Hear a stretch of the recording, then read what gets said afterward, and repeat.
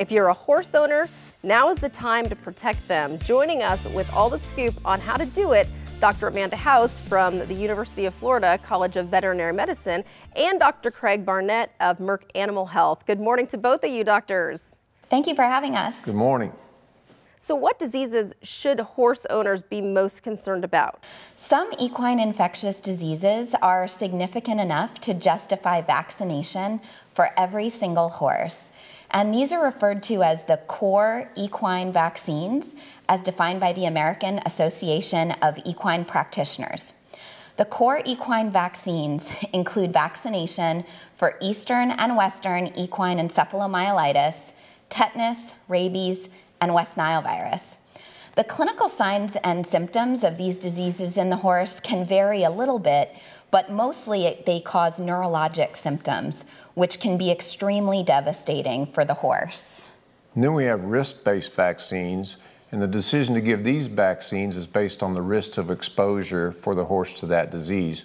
Equine influenza virus and equine herpes virus are the two most common risk-based vaccines we administer to horses, and primarily to horses that travel a lot and are exposed to a lot of other horses. And should horse owners be concerned that equine flu is similar to the concerns that we would have with the human flu? Like with humans, the equine influenza virus mutates or changes over time. Through our Merck biosurveillance program, we've been monitoring those mutations and changes the last few years, and they've been quite significant, resulting in a lot of influenza outbreaks across the country, even in well-vaccinated horses, highlighting the need to update our vaccines.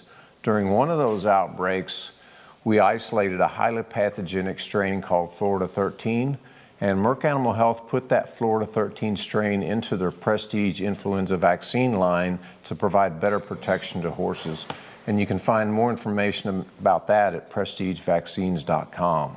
So do you guys have any considerations beyond vaccine? Absolutely. In addition to vaccination, horse owners need to remember good biosecurity management practices when they're both on their farm and away traveling with their horses. And good biosecurity practices include things like taking their horse's temperature daily, because a fever can be one of the first signs of infectious disease. And of course, good hand hygiene practices. So washing your hands really well with soap and water in between handling different horses.